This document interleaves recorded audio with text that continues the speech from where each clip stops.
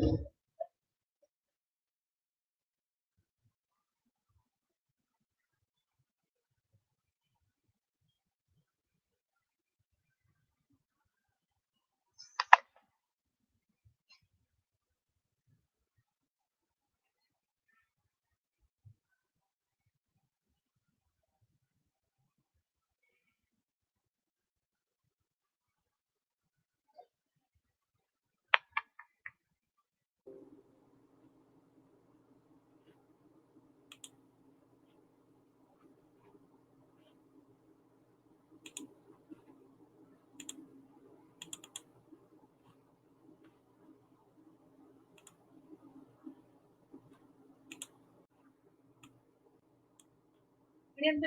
день, меня слышно?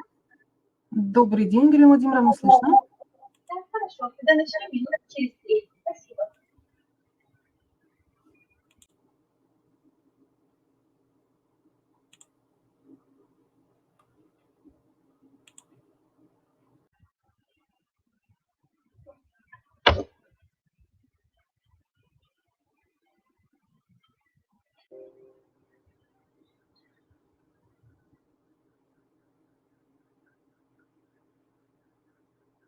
Добрый день, уважаемые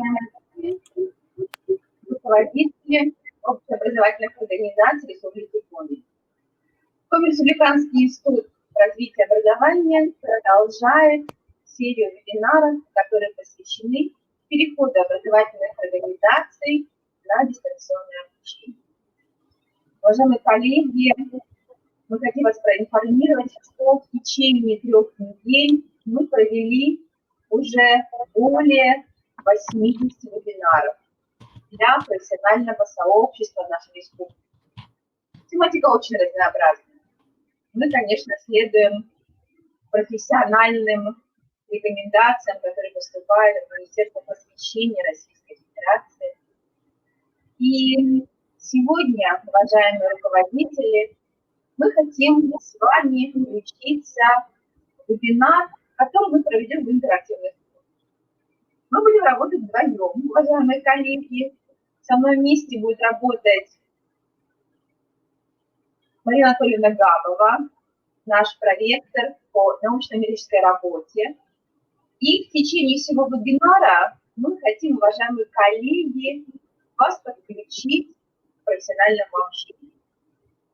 Мы понимаем, что сегодня нам необходимо выстроить открытый диалог с руководителями и понять, что есть проблемы, надо их решать, но есть пути их решения.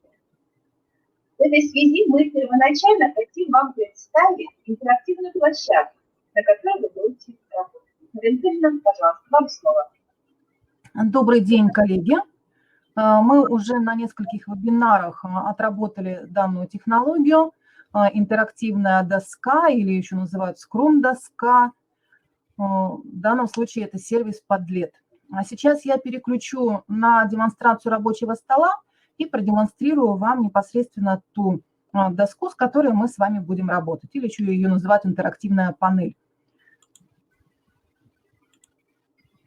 И ссылочку на эту интерактивную панель я сейчас передам в наш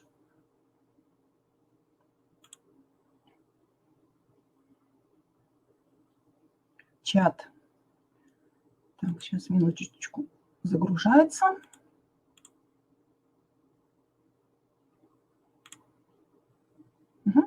Итак, коллеги, доска интерактивная видна, интерактивная панель. Я специально выбрала оформление школьной зеленой доски. Мы видим, что она там не очень чисто помытая, да, следы мела видны. Ну, для того, чтобы напомнить наши с вами интерьеры, да, создать нашу такую образовательную среду. На данной интерактивной панели мы обозначили основные шаги, которые сегодня мы будем в наших алгоритмах демонстрировать.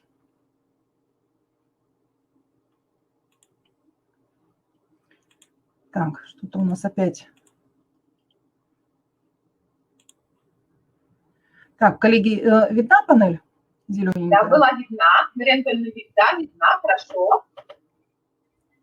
Поэтому, уважаемые коллеги, мы стремимся все-таки, чтобы вы понимали, что наша образовательная среда, она функционирует, и мы вместе с вами находимся именно в нашей профессиональной образовательной среде, коллеги. Да, Марина Анатольевна, все хорошо видно? Так, мы обозначили, вот, Галина Владимировна, когда вы переключаетесь туда-сюда, видимо, трансляция прерывается и опять не видно, я снова включу.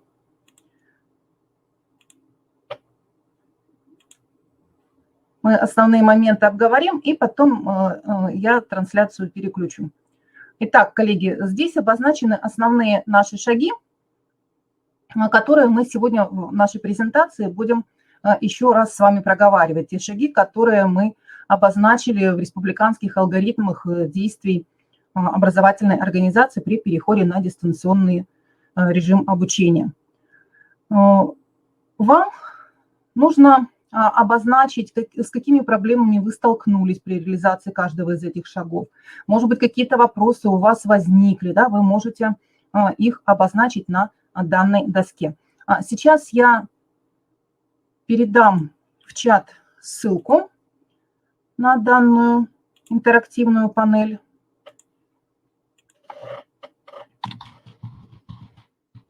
Вы, пожалуйста, по этой ссылочке зайдите и попробуйте, нажав на плюсик, разместить какой-то свой комментарий, связанный с переходом вашей организации на дистанционное обучение. 6 шагов на нашей интерактивной панели обозначены.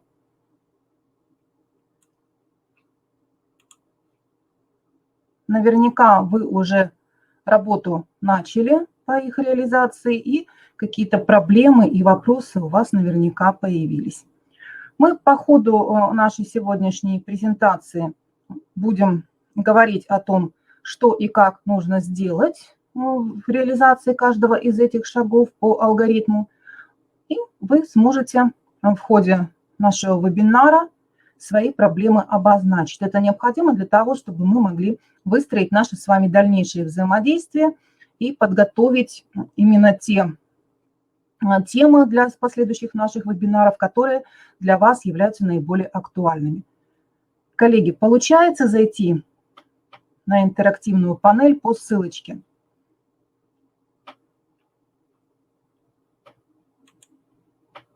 Так, вижу, вот Ирина отвечает «да». Да, хорошо, коллеги.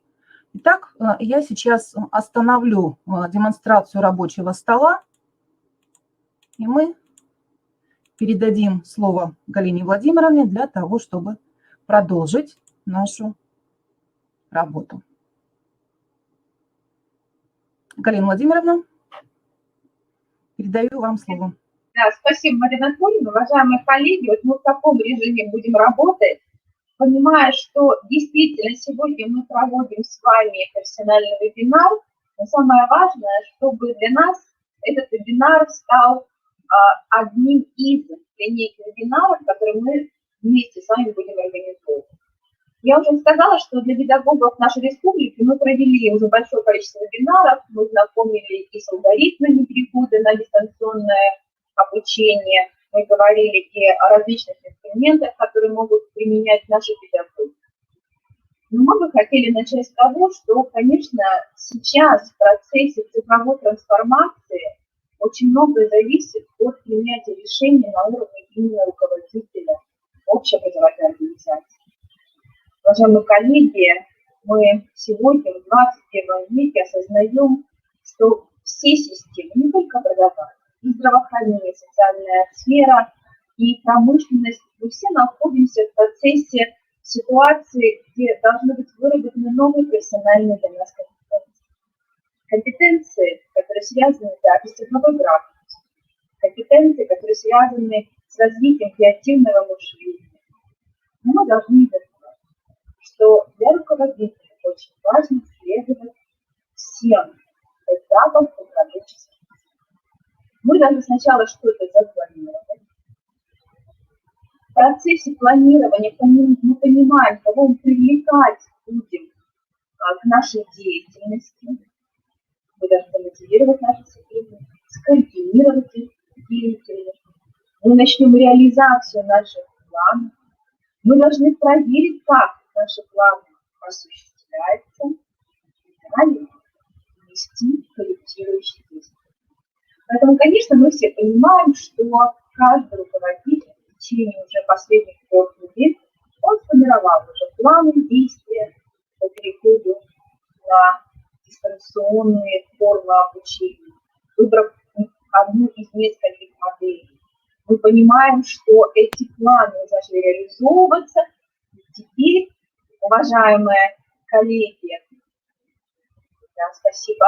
И теперь, уважаемые коллеги, наша с вами задача понять, надо ли вносить какие-то корректирующие действия. Каким образом мы должны сегодня выстроить работу с нашими профессиональными командами, с нашим коллективом. Итак, уважаемые коллеги, я вам демонстрирую информационный ресурс, который создан и очень уже функционально наполнен различными материалами, которые действуют, функционируют на сайте нашего института. Я думаю, все коллеги, вы тоже обращаетесь к нему ежедневно. Представлена ссылка на данный ресурс. Я хочу напомнить, что различные целевые категории представлены на ресурсе, к которым мы обращаемся. Это и учителя, и родители, и педагоги профессиональных образовательных организаций. Очень важно, уважаемые коллеги, что на данном ресурсе размещены алгоритмы перехода образовательных организаций на дистанционный режим функционирования. Я хочу начать именно с тех шагов, которые мы включили в данный алгоритм. Уважаемые коллеги, вы, конечно, эти шаги уже должны были отработать. Давайте вместе ответим на данные вопросы. Почему?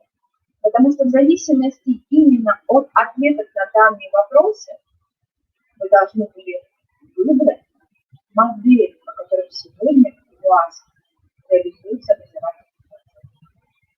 Итак, уважаемые коллеги, я напомню, что первый блок вопросов – это вопросы организации деятельности. Итак, какие вопросы вы должны ответить? Самое главное, с кем? Кто отвечает на данные? Вот здесь очень важно, что действительно работает ваш коллектив. То есть вы являетесь центром сбора профессиональной информации. Подключаются ваши заместители по учебному работе, классные руководители. Но если мы пропустим один из вопросов, коллеги, тогда мы не можем говорить о том, что мы выбрали оптимальную модель для нашей образовательной жизни. Итак, первый вопрос из блока организации. У всех ли обучающихся есть устройство и доступ к сети? Коллеги, я не случайно выделяю этот вопрос, он самый значимый. У всех ли обучающихся?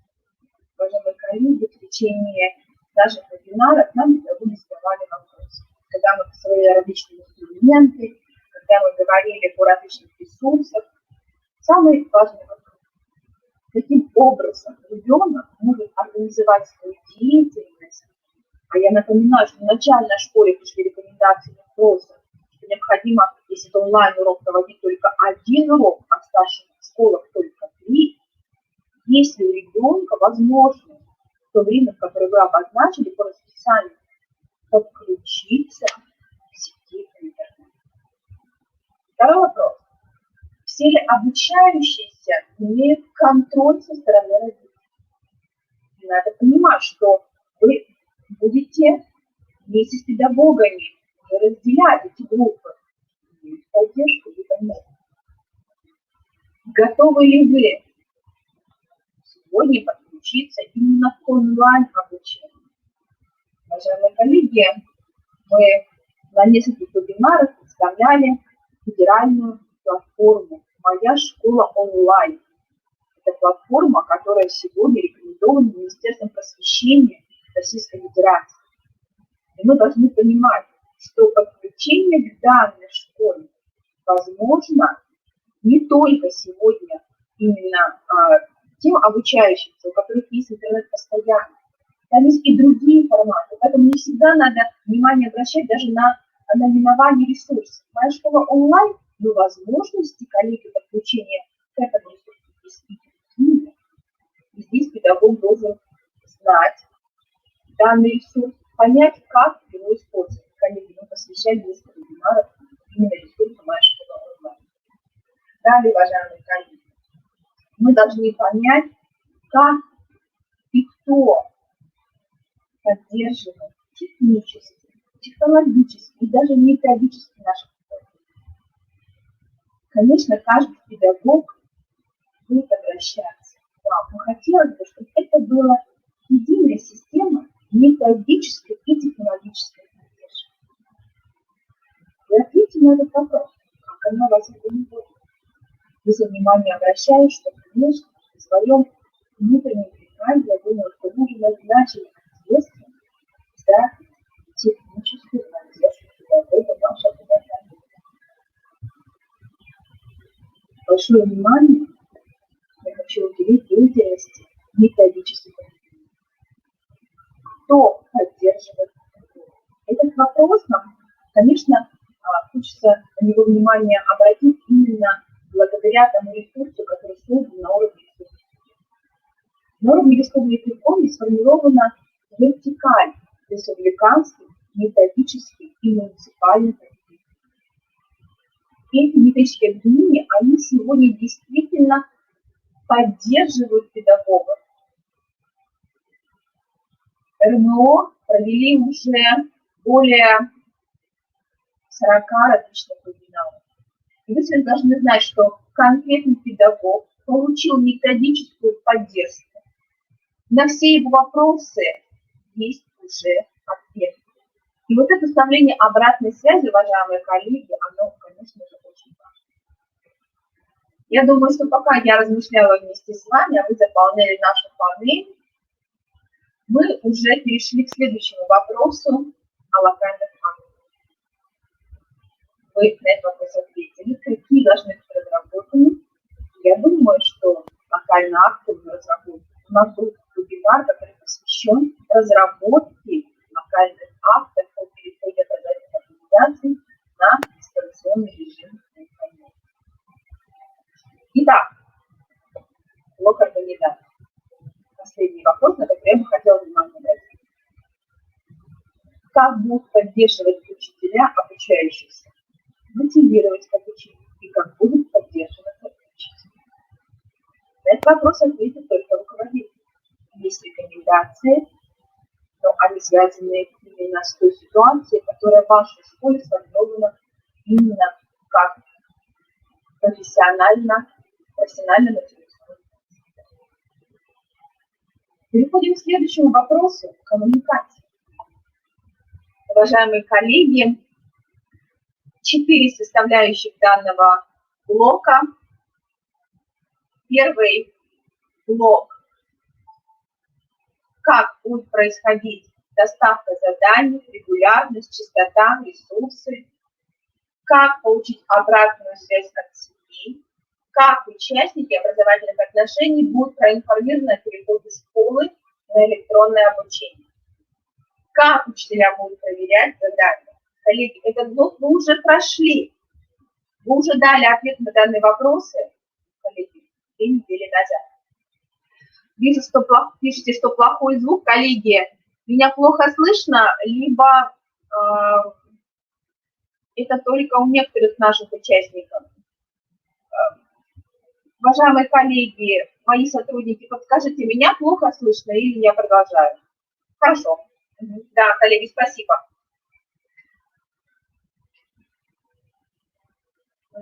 Хорошо, поближе, да? Сяду поближе. Хорошо, спасибо. Да, может быть, на расстоянии звук будет, да? Сильно фонит. Коллеги, ну будем пробовать. Фонит. Коллеги, подскажите, как исправить звук. Я продолжу. Итак, следующий блок первого шага – это технологии. Посмотрите, пожалуйста, на 4 вопроса, которые вы уже задали своему коллективу и ответили на него как руководитель. Будут ли использованы видеоконференции, либо другие способы визуального взаимодействия, учителей обучающихся, и вы, коллеги, должны их выбрать и принять решение, что если используете Skype, тогда у вас должен быть уже список педагогов, которые используют Skype. Если каждый педагог решит сам, что я использую Skype, я Zoom, я использую онлайн-школы, вы представляете, какая нагрузка будет на обучающихся. Это, уважаемые коллеги, именно на уровне организации должен быть принят, либо на уровне коллегиального органа, педагогического совета, должно быть принято решение, какие способы визуального взаимодействия будут в вашей общеобразовательной организации. У нас были очень такие большие проблемы с коллегами, когда мы обсуждали в рамках нашей еще первой недели, какие выбрать формы взаимодействия. Педагоги говорили о том, что, например, на уровне старшего среднего образования, старший класс, что мы выбираем. Кто-то говорил, мы работаем по скайпу. Начальная школа говорит, что мы не работаем, мы подключаемся, готовим ресурсы. И нам вопрос задал родитель. У меня 4 детей.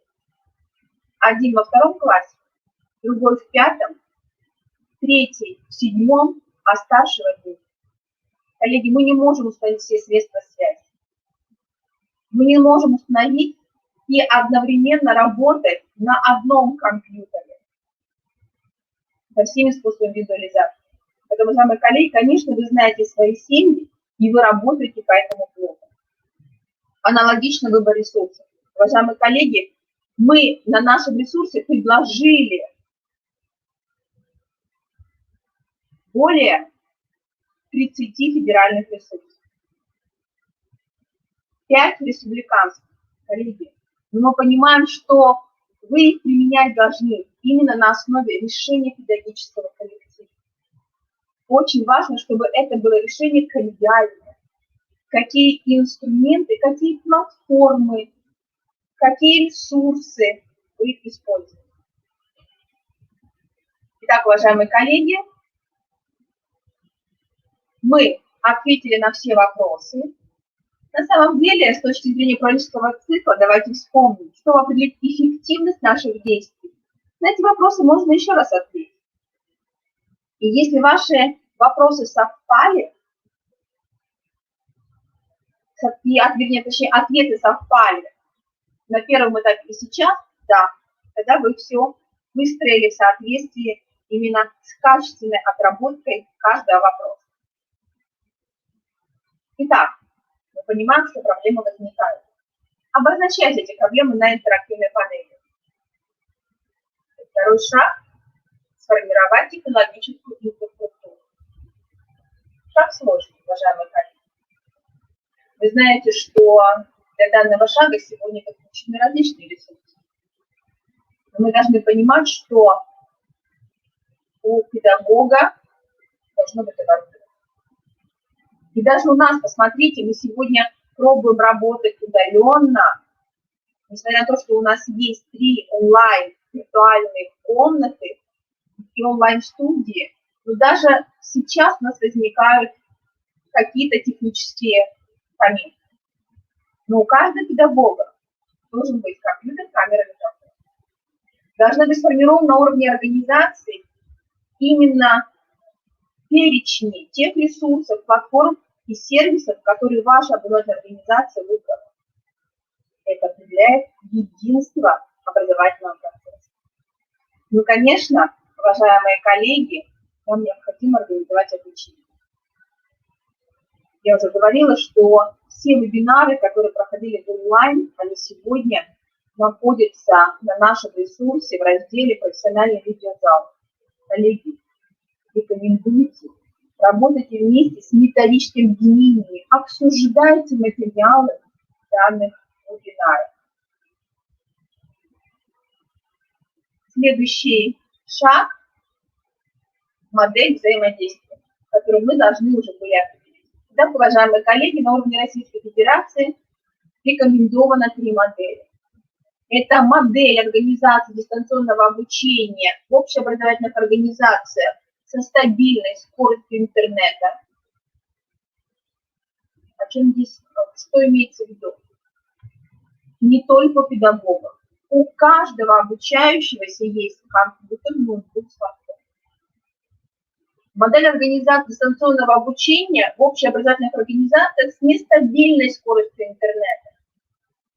Компьютер и ноутбук должен быть у наших обучающихся. И модель организации дистанционного обучения в общеобразовательных организациях где интернет, к сожалению, но наличие у наших обучающихся интернет. Итак, 3 модели. Но эти модели определяются вами как руководителем только тогда, когда вы прошли первый шаг и второй. Итак, первая модель.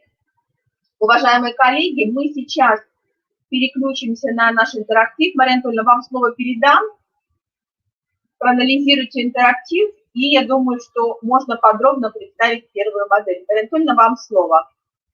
Коллеги, еще раз добрый день, кто к нам только что подключился.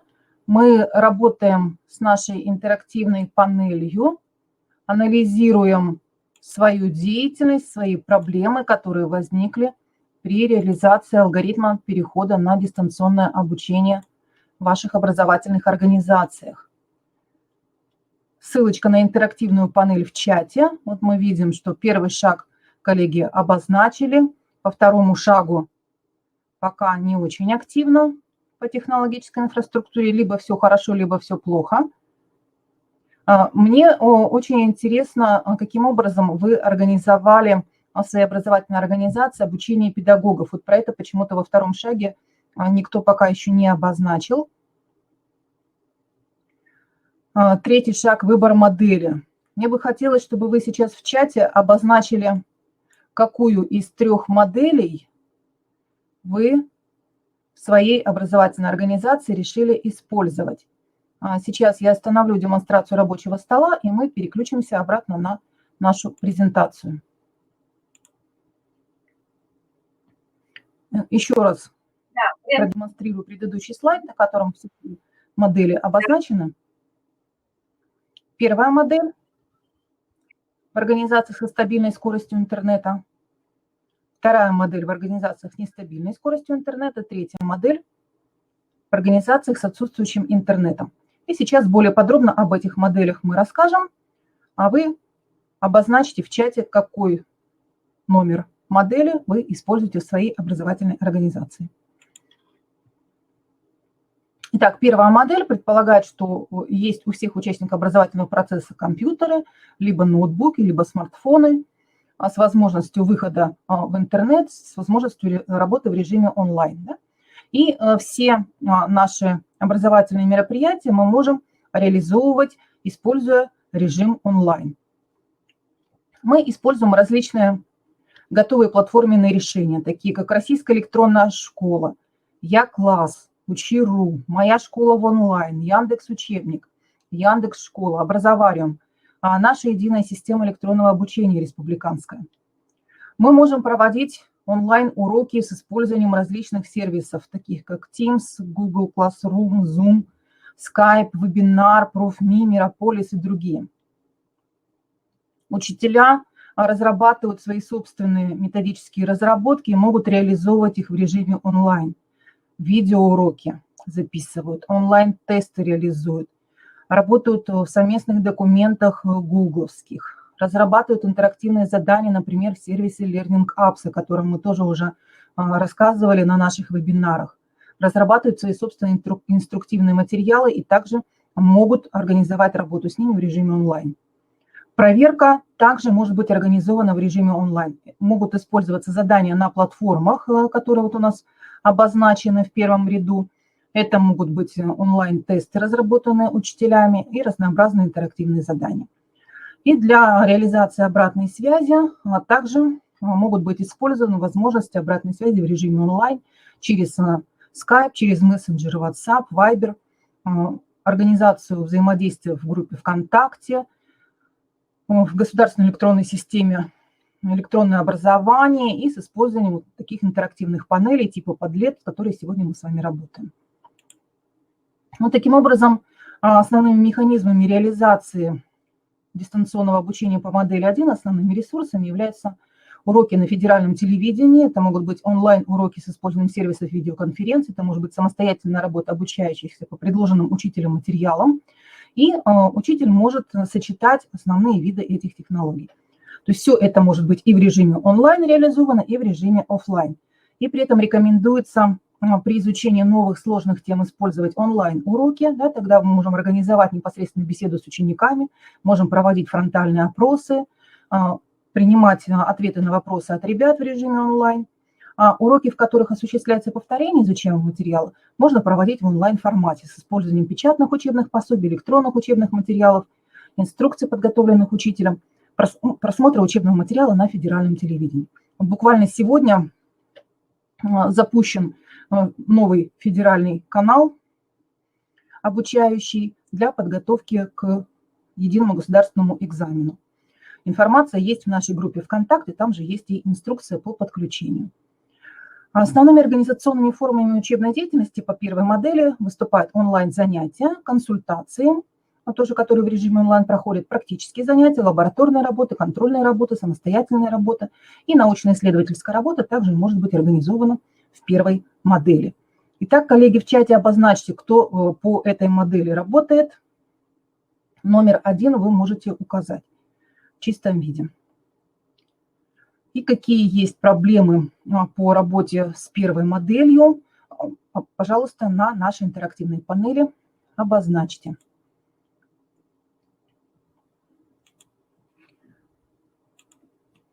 Вторая модель – это модель организации дистанционного обучения в общеобразовательных организациях с нестабильной скоростью интернета. Но при этом имеется в наличии компьютер либо ноутбук у участника образовательного процесса. А здесь мы тоже можем использовать готовые платформенные решения, но это будет уже не в режиме онлайн, это будет в режиме офлайн в основном. Моя школа в онлайн, российская электронная школа, Я-класс, Учи.ру, Яндекс.Учебник, Яндекс.Школа, Образовариум и наша республиканская единая система электронного обучения. Онлайн-уроки в данной модели заменяются уроками дистанционными, и это могут быть уроки на федеральном телевидении, на канале Триколор и ОТР.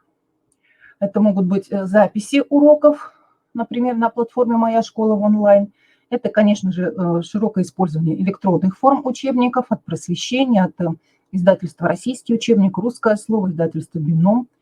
Все ссылки на данные электронные формы учебников есть на нашем методическом ресурсе. И, конечно, это использование учебников и рабочих тетрадей в традиционном формате. А также учителя могут использовать свои собственные разработки. Они могут записывать заранее видеоуроки и ссылки предлагать ребятам для просмотра в удобное для них время. Это тесты, но уже не в режиме онлайн, а в режиме офлайн. Это может быть работа в совместных документах, но тоже уже не в режиме онлайн, а в офлайне. Интерактивные задания, которые ребята выполняют в удобное для них время.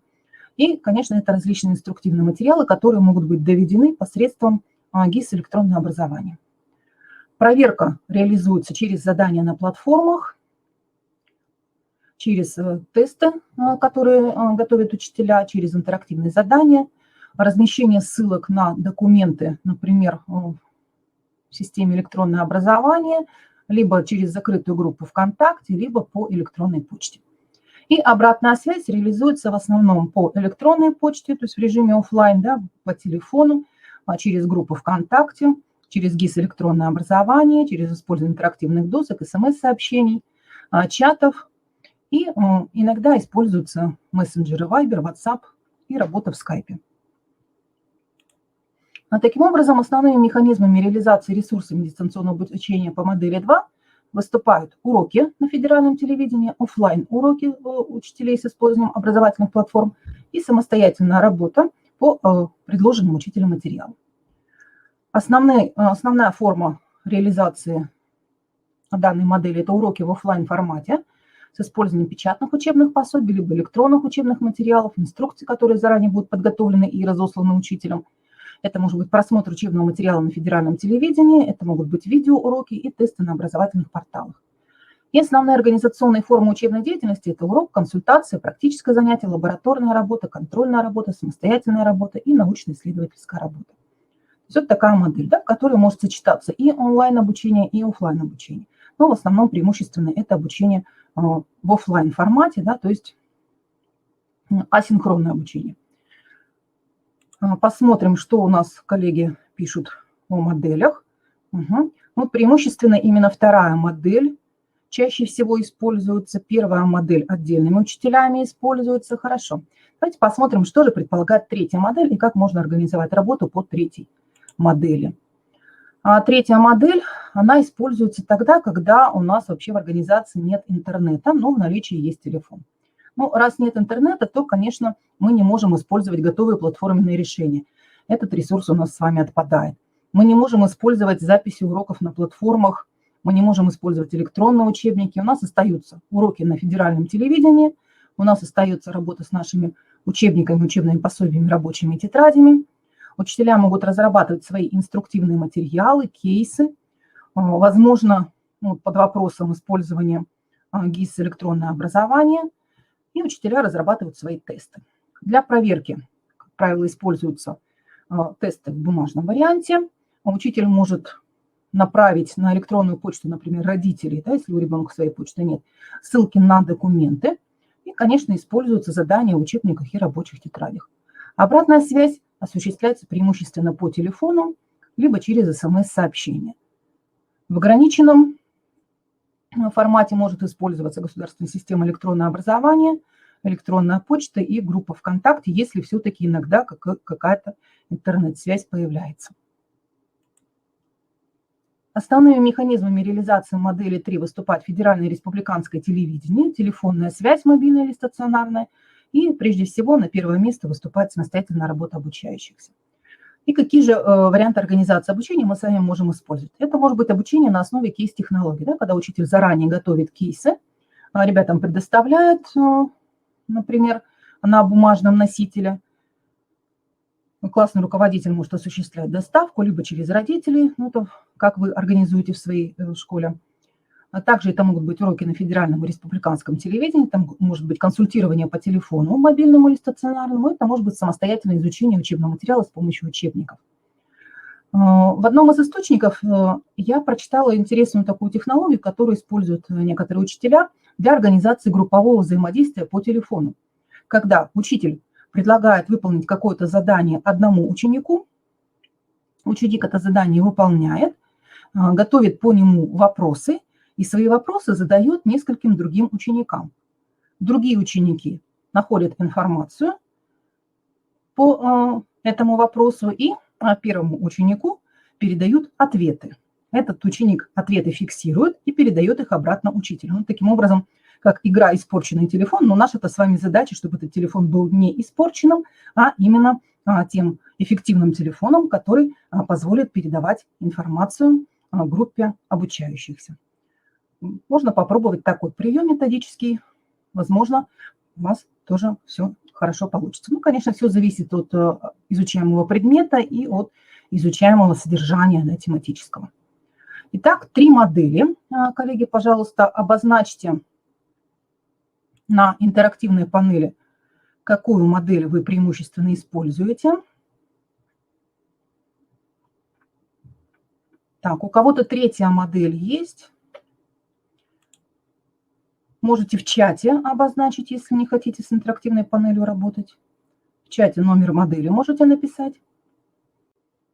Коллеги, у нас только 6 человек активно работает на интерактивной панели, при этом 65 участников вебинара. Что делать остальные? Уважаемые руководители общеобразовательных организаций, нам нужна ваша профессиональная активность. От этого зависит, как мы вместе с вами выстроим наш методический процесс. Коллеги, подключайтесь, это очень важно. Мы сегодня решили не давать вам алгоритм действий, а все-таки вместе с вами обсудить уже эффективность их применения, ответить на ваши вопросы. Мы, конечно, говорим много о педагогах, но именно вы сегодня нуждаетесь в нашей поддержке, уважаемые коллеги. Именно от вашего решения, от вашей сегодня управленческой позиции зависит, каким образом будет работать каждый педагог вашей общеобразовательной организации. Уважаемые коллеги, подключайтесь. Да, мы видим, что некоторые модели смешанные, очень хорошо. Мы понимаем, что вы контролируете данный процесс, это очень важно. Вы знаете, мы тоже с коллегами обсуждали, мы понимаем, что школа не может принять одну модель, поэтому мы осознаем, что сегодня модели будут смешанные, и это важно. Но вы должны знать, что действительно эти смешанные модели применяются, контролируются именно на вашем уровне. Коллеги, у меня вопрос, пока мы обсуждаем. У вас выстроена коммуникация и внутри вашего коллектива. Какие вы ресурсы используете? Вы знаете, что можно организовать педагогический совет посредством Skype, посредством Zoom, посредством Teams. Коллеги, это очень важно. Мы обсуждали с педагогами. Вы знаете, многие говорят, что мы, к сожалению, не проводим дистанционные совещания. А это важно. Не проводим методические советы. Коллеги, используйте все возможности. Сегодня вы можете провести методический совет с использованием ресурсов дистанционного подключения. Zoom осваиваем хорошо. Да, очень хорошо видим, что используете. Коллеги, это очень важно. Поэтому, уважаемые руководители, если необходимо провести вебинар, который будет посвящен использованию в административной деятельности Zoom, да, Google, очень хорошо. Можно попробовать с Teams. Коллеги, мы готовы. Потому что нам сегодня надо выстроить еще систему администрирования всех процессов, уважаемые коллеги, руководители. Мы готовы поработать. Как применять ресурсы для именно принятия административных решений.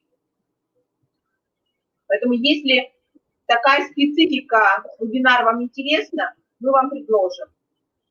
С точки зрения именно управленческого цикла. Как координировать деятельность наших педагогов. Мария Анатольевна, какие проблемы заявляют наши руководители? Татьяна, спасибо, очень активно по Zoom. Хорошо, по Zoom хорошо. Мы поработаем по Zoom, очень интересно, расскажем подробно. Я думаю, что мы представим и управленческий цикл, и на каком этапе можно использовать Zoom, а где-то, может быть, и Teams. Мы расскажем об этой технологии, она очень интересная. Мы видим, что большинство школ используют вторую модель, многие используют еще дополнительно третью модель.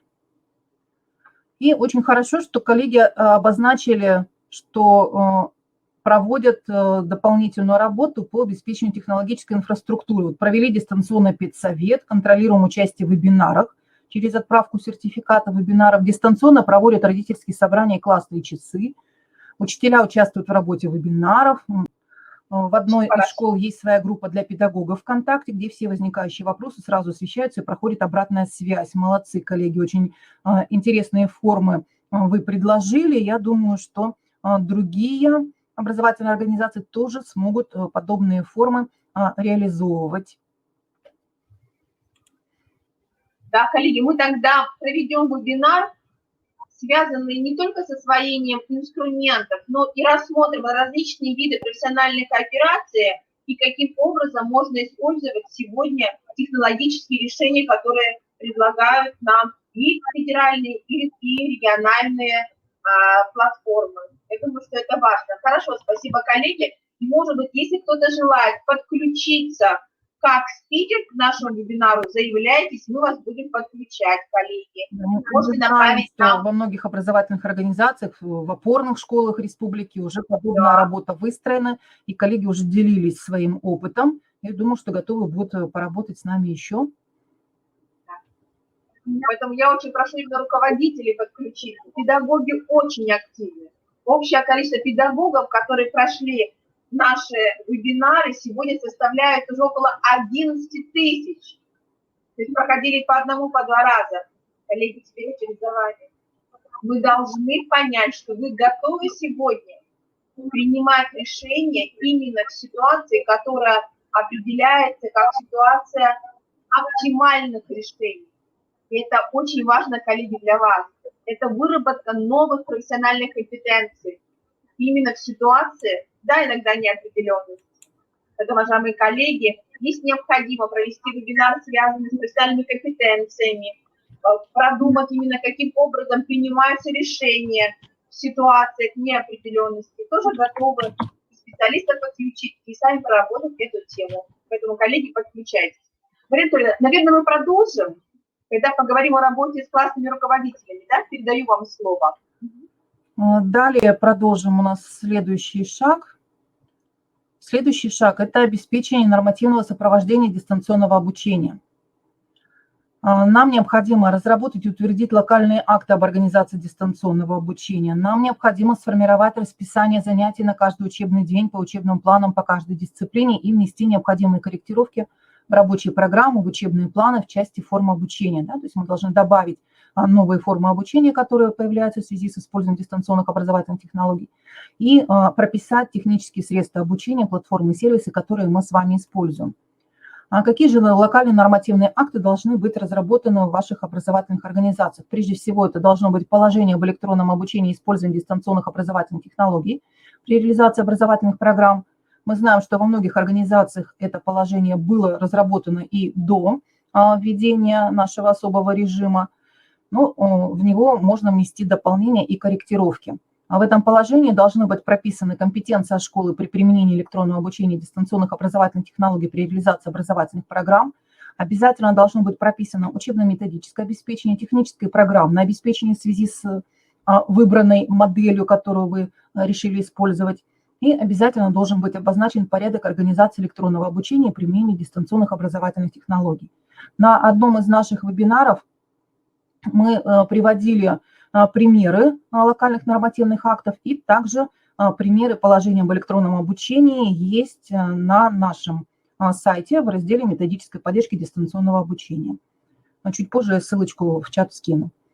Также в школе должен быть разработан приказ о переходе на реализацию образовательных программ с применением электронного обучения и дистанционных образовательных технологий, в котором необходимо отразить изменения в режиме работы педагогов, изменения в режиме и условиях обучения школьников, обязательно внести строку о том, что необходимо внести изменения в рабочие программы, прописать, как будет проводиться текущий контроль и итоговый контроль по учебным дисциплинам, и обязательно в этом приказе необходимо закрепить ответственных за каждое направление работы. И, конечно, мы вносим изменения в рабочие программы по предметам, отражаем, что образовательный процесс ведется именно с помощью дистанционных технологий. Коллеги, какие проблемы в реализации нормативного сопровождения существуют, пожалуйста, тоже обозначьте в интерактивной панели на 4-м шаге. 7 коллег у нас активно работают с интерактивной панелью. Ждем остальных, кто подключится. В состав учебно-методического обеспечения учебного процесса входит что? Что мы с вами должны прописать в нашем положении? Это сценарий обучения или расписание с указанием видов работ, сроков выполнения информационных ресурсов поддержки обучения. Это рабочая программа. Это методические указания для обучающихся, которые включают в себя график выполнения работы, контрольных мероприятий, а также теоретические сведения и примеры решений. Это электронные информационно-образовательные ресурсы, размещенные на электронных носителях или в электронной среде поддержки обучения на сайте школы. Все они должны быть разработаны в соответствии с требованиями ФГОС и локальными документами школы.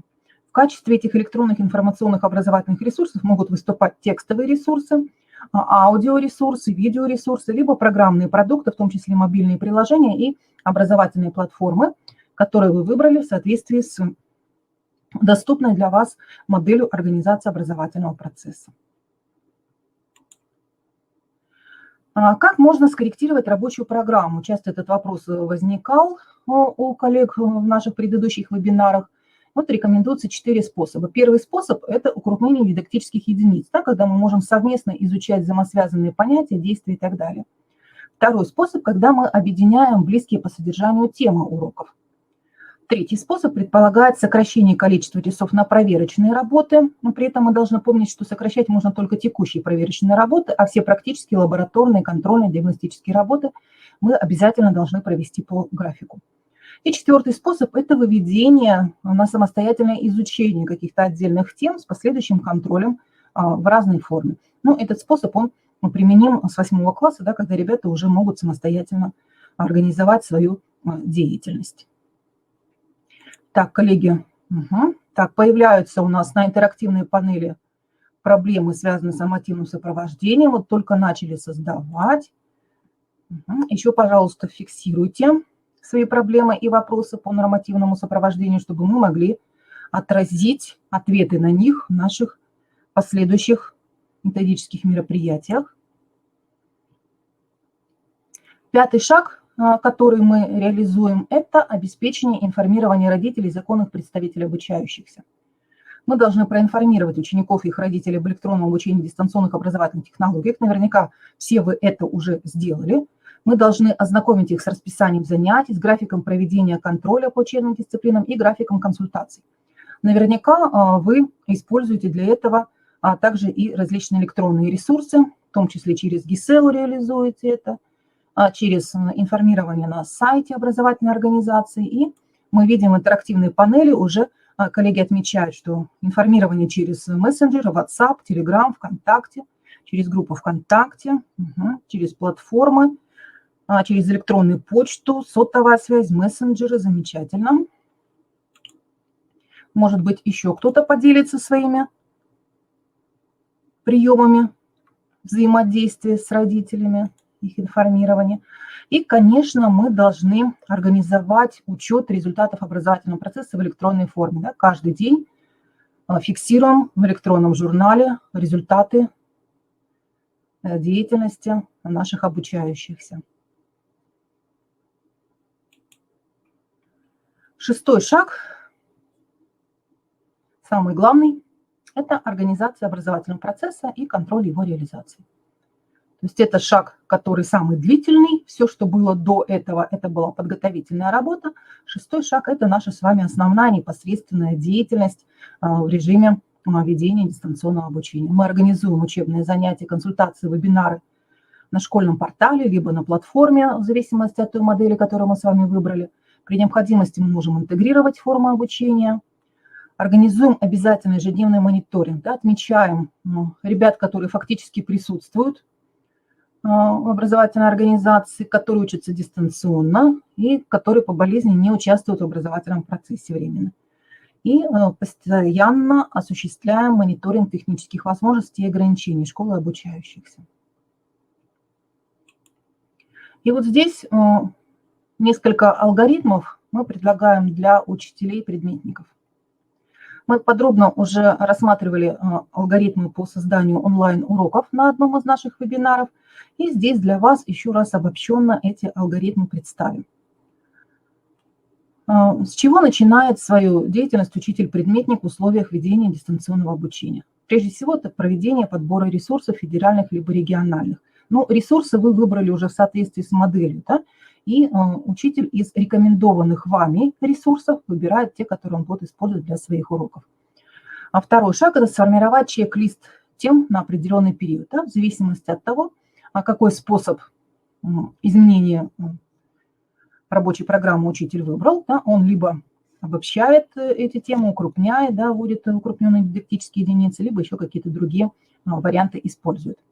И на основе этого корректируют рабочие программы и календарно-тематическое планирование. Затем при проведении дистанционных занятий используют различные методики и технологии, используют различные инструменты. Тоже уже много мы вебинаров провели, рассказывали о том, как на конкретных уроках по конкретным предметам можно использовать те или иные сервисы, те или иные инструменты дистанционных занятий. Очень важно договориться, да, какие формы домашних заданий вы будете использовать. Это не должны быть сканы работ учеников. это должны быть действительно творческие какие-то домашние задания, об этом чуть позже мы поговорим. Конечно, учитель должен выполнять график своих онлайн-занятий, в том числе и по подготовке государственной итоговой аттестации. По возможности вести запись уроков для того, чтобы вам в виде отчетности представить, и вносить коррективы в свою деятельность по итогам обратной связи. Уважаемые коллеги, презентация будет доступна в конце нашего вебинара. Технология ProofMe позволяет презентацию для доступа открывать только по окончании мероприятия для скачивания. И хотим предложить общие рекомендации для разработки онлайн-урока. Более подробно они были раскрыты на одном из наших вебинаров по организации онлайн-уроков. Время проведения урока должно быть не более 30 минут, для начальной школы 20-25 минут. Время перемен, оно, наоборот, увеличивается до 20 минут, да, для того, чтобы технические вопросы можно было решить, для того, чтобы ребята могли отдохнуть от работы с экраном. Очень четко должны быть поставлены цели и определен результат урока. Причем результат урока должен быть определен именно для обучающихся, чему они должны научиться, что они должны освоить. При этом мы можем использовать технологию перевернутого урока, да, когда ребятам в качестве домашнего задания мы даем возможность познакомиться с новым материалом, например, в учебнике почитать, либо с каким-то веб-ресурсом ознакомиться, либо посмотреть обучающие видео. А на уроке мы уже проводим обсуждение этого материала и организуем какую-то практическую работу, решение задач и так далее. Весь теоретический материал должен быть представлен в кратком сжатом виде и выделена основная суть. На уроках мы должны использовать разнообразные виды заданий, например, на рассуждения, задания интерактивного характера, тренажеры, онлайн-голосование и так далее. Обязательно на уроке должен присутствовать блок обратной связи и отложенной рефлексии через вопросы-ответы, например, в чате, как мы с вами сегодня это делаем, либо по электронной почте, либо с использованием различных сервисов, например, сервисы интерактивной панели, которые сегодня мы с вами используем. И, конечно, мы должны по возможности организовывать различные формы деятельности, и групповую, и фронтальную, индивидуальную, и использовать дифференцированные задания. Рекомендуется следующая модель структуры дистанционного урока. Начинаем, как обычно, с мотивационного блока. 2-3 минуты на это отводим, поскольку мотивация является очень важной составной частью дистанционного обучения, и мотивацию мы должны поддерживать на протяжении всего процесса обучения. Мы на наших вебинарах показывали инструменты и сервисы, которые мы можем использовать для поддержания интереса и мотивации к обучению на протяжении всего урока. Инструктивный блок 3-5 минут предполагает очень четкое инструктирование и представление методических рекомендаций по выполнению учебных заданий. Насколько четко вы сможете сформулировать инструкцию, настолько эффективным будет ваш урок, да, настолько правильные ответы вы от ребят получите. Информационный блок – это непосредственно наше основное содержание урока. 5-10 минут можно отвести на объяснение теории, 10 минут на самостоятельную работу. Далее следует контрольный блок, около 5 минут, но здесь минуты приблизительные, да, то есть в зависимости от темы урока, в зависимости от основного содержания, максимальное время для проведения каждого этапа здесь обозначено. Система тестирования и контроля включается в контрольный блок, да, можем использовать тоже различные инструменты, либо через платформы работаем, либо с помощью онлайн-тестов, либо вы этот контрольный блок предлагаете в виде тестов на бумажном носителе, и ребята с ним самостоятельно прорабатывают. И, конечно, обязательный коммуникативный и консультативный блок, когда мы с вами организуем интерактивное взаимодействие обучающихся с учителем и между собой.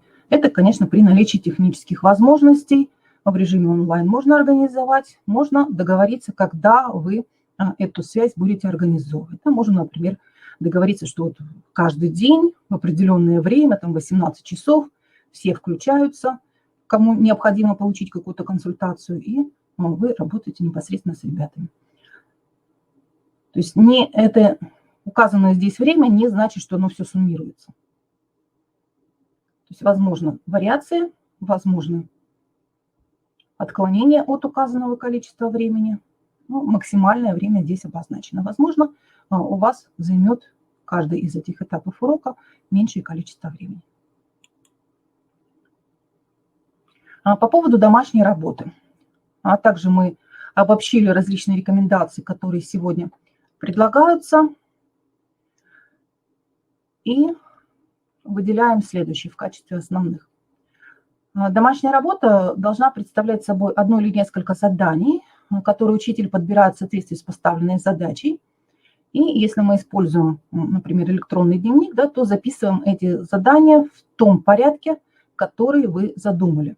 Именно такая технология предлагается сейчас на платформе «Моя школа в онлайне».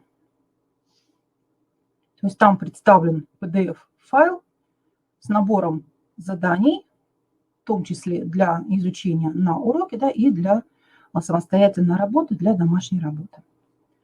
При этом очень важно, чтобы задание ребенок понимал. Он должен понимать, что он будет делать, где он это будет делать, как он будет это делать. Если какие-то дополнительные средства необходимы, то обязательно тоже мы указываем, что они ему понадобятся, и также прописываем, как он работу учителю будет передавать. При этом мы должны помнить, что задание для ребят должно быть посильным и доступным именно для самостоятельного выполнения, да, чтобы родители потом не жаловались, что они должны учить своих детей и тратить на это время. То есть ребенок домашнее задание должен смочь выполнить самостоятельно. При этом задание должно быть интересным для ребят, да, поэтому мы можем использовать не просто стандартные упражнения в учебнике, а можем дополнить их, например, ссылкой на фильм по изучаемой теме, можем порекомендовать какой-то дополнительный электронный ресурс, либо можем переформулировать задание из учебника, добавить какой-то творческий вопрос. При этом мы должны помнить, что если для выполнения задания потребуется какой-то дополнительный теоретический материал, то мы должны его к заданию прикрепить. Очень важно провести инструктаж организационного характера и содержательного характера. Что делать, где делать, как делать. И обязательное условие – это обязательное требование даже. Да? Каждая работа должна быть оценена, но при этом мы используем формирующее оценивание. То есть сравниваем достижения ребенка с его же предыдущими достижениями. Ребят между собой не сравниваем. Вот такие основные требования к домашней работе, которые мы можем сегодня порекомендовать. Ну и, конечно, коллеги, мы должны соблюдать санитарные нормы, учитывать, что рекомендуемая непрерывная длительность работы, связанная с фиксацией взора на экране монитора, не должна превышать определенного времени в зависимости от возраста детей и оптимальное количество занятий с компьютером в течение дня.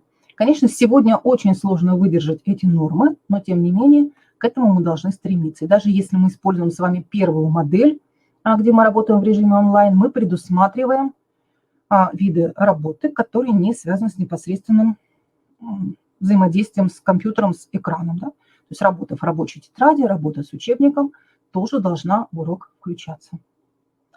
Итак, уважаемые коллеги, мы озвучили основные алгоритмы деятельности образовательной организации при переходе на дистанционное обучение.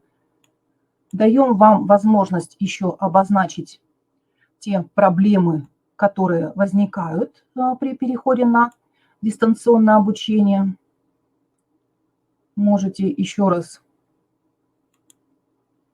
обратиться к нашей рабочей панели. Сейчас ее переключу. Наша интерактивная панель. Так, что у нас добавилось еще? У нас добавилось по информированию родителей, беседы ВКонтакте, по нормативному сопровождению, что выкладывают на сайте школы. По 6-му шагу, по контролю, отчеты в управлении 2 раза в неделю. Коллеги, еще какие-то вопросы, проблемы, которые у вас возникают при переходе на дистанционное обучение, пожалуйста, обозначьте на нашей интерактивной панели или в чате, или напишите в вкладочку «Вопросы» с тем, чтобы мы могли с ними поработать и вам предложить ответы на эти вопросы.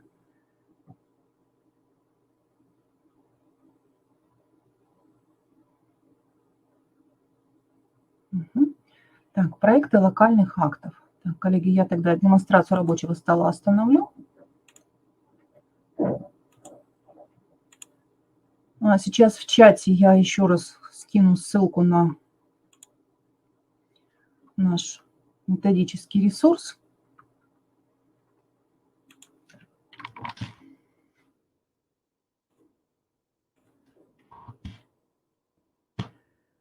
Ресурс методической поддержки дистанционного обучения. Здесь на главной страничке есть примерное положение в электронном обучении.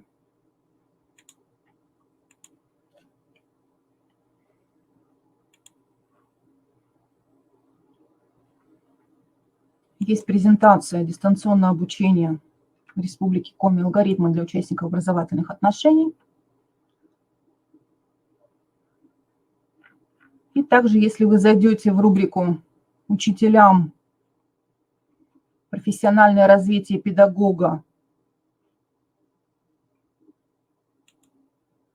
семинары и вебинары КРИРО, то во вкладочке «Общие вопросы реализации дистанционного обучения» у нас есть вебинар «Как организовать дистанционное обучение. Нормативно-правовые аспекты».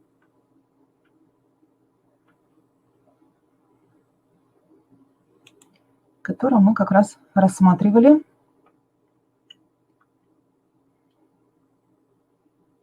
Все, что нам необходимо проработать в нормативных актах.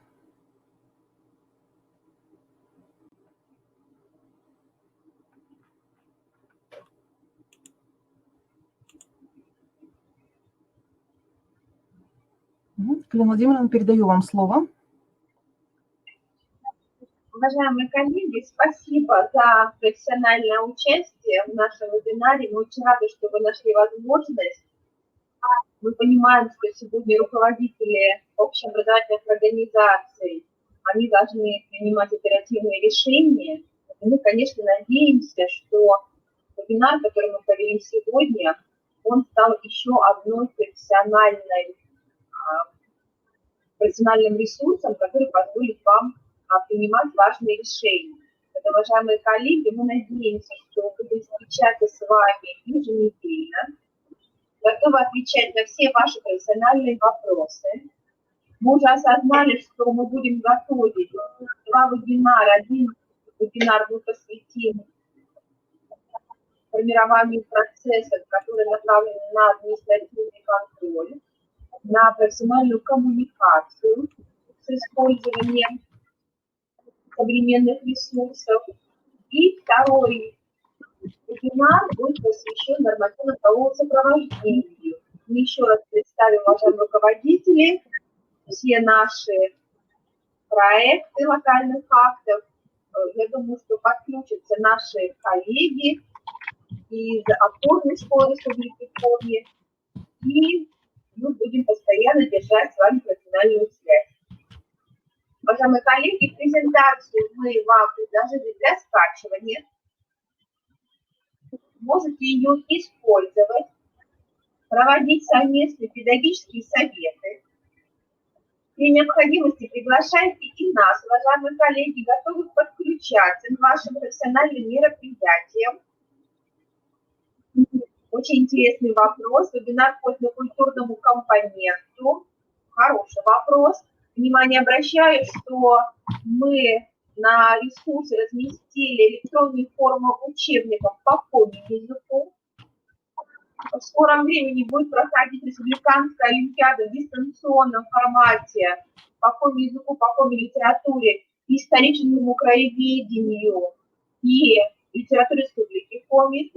На следующей неделе у нас запланированы авторские семинары наших коллег, да, только учебники 1-4 класса. Маргарита, уточните вопрос.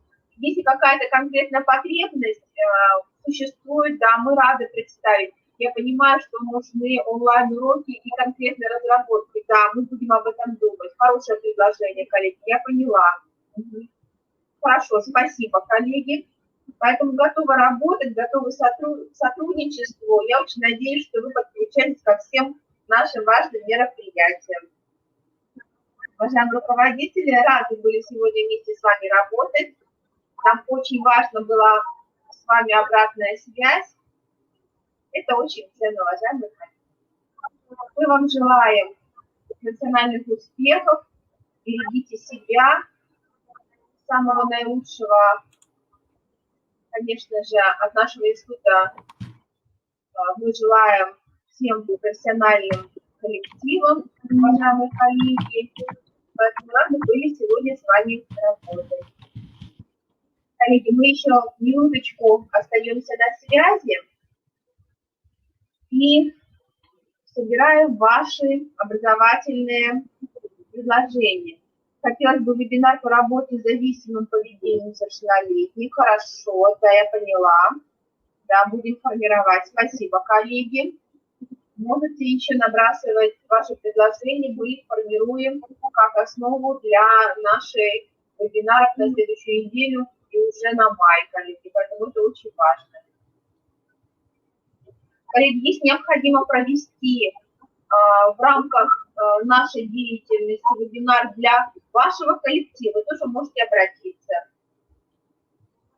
Мы можем не только по тематике, но и по всем вопросам, которые мы обсуждали в течение этого семинара, выйти с вами на адресный вебинар. По предмету физическая культура, коллеги, был вебинар. Не один уже несколько вебинаров было. Не один, да. Коллеги, обращайтесь. У нас работали представители РМО. Было 3 вебинара у нас. Да, вебинары психологов были очень полезны, спасибо. Да, мы очень рады сотрудничеству с психологами, поэтому, коллеги, посматривайте вебинары, которые были посвящены эмоциональному здоровью, проблемам профессионального выгорания. Коллеги, это очень важно, спасибо. Идем обратной связи. Этнокультурное направление, я поняла, да, хорошо, я себе зафиксировала, я думаю, что мы с лабораториями обсудим содержание вебинаров и возможность онлайн-уроков, даже записи, возможно, именно небольших шаблонов для того, чтобы мы могли их использовать. Хорошо, спасибо за предложение, коллеги, мы подумаем. Хорошо. Примерное расписание. Не совсем понятен мне вопрос. Примерное расписание. Вы формируете расписание? У нас был вебинар с опорной школы гимназии имени Пушкина города Сыктывкара. Вероника Ивановна Горбатенко рассказывала о том, как они составляют интерактивное расписание в сервисе Google. Можете обратиться к этому вебинару. Да, может быть, кинуть ссылочку, Мария Анатольевна, я поняла, как составлять, да. Да, у нас есть такой вебинар, он был на первой неделе, скорее всего, это было где-то в начале апреля.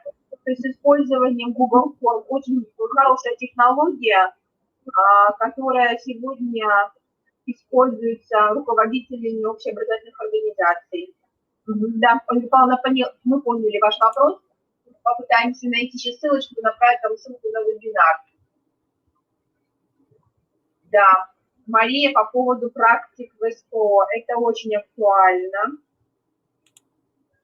Это очень актуально. Мы планируем проведение завтра одного из вебинаров, и по поводу практик мы планируем провести вебинар на следующей неделе с участием представителей Союза промышленников и работодателей. В вебинаре, который будет завтра, мы технологические модели рассмотрим с точки зрения нормативной, прежде всего, базы. Мария, принимаю предложение, следите за нашей информацией. Возможно, повторение вебинара для школ, участвующих в конкурсе ТОП-10. Коллеги, данный вебинар у нас записан, он есть в нашем профессиональном зале, уважаемые коллеги.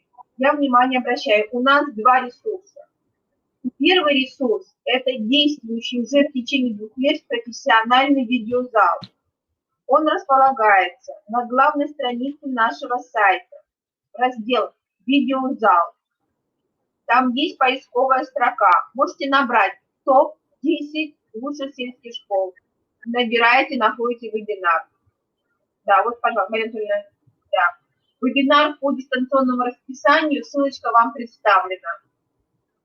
Уважаемые коллеги, спасибо за предложение. Так, коллеги, удалось ли скачать презентацию? Не возникло ли технических проблем?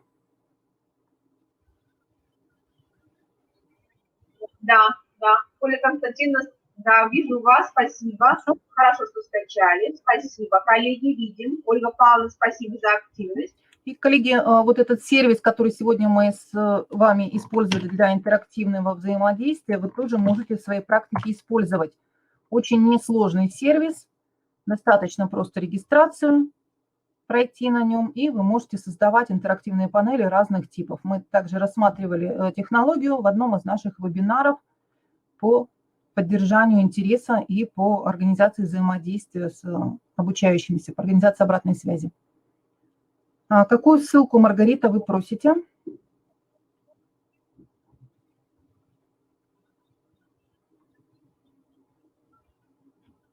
Коллеги, чат очень быстро движется. Презентация непосредственно в окне вебинара под нашей большой презентацией в правой нижней части экрана под словом «Файлы» находится наша презентация. И слово «Скачать». Угу, хорошо, нашли. Замечательно.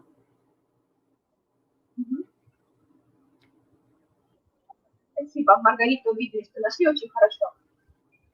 Уважаемые коллеги, мы завершаем. Благодарим вас за участие. Всего доброго. Ждем вас на линейке вебинаров на следующей неделе. Спасибо, коллеги. Коллеги, до свидания. Желаем вам успешно реализовать все алгоритмы, которые мы сегодня представили. Мы поможем вам разрешить те проблемы, найти ответы на вопросы, которые у вас возникли. Вместе мы с вами преодолеем все трудности дистанционного обучения. Удачи!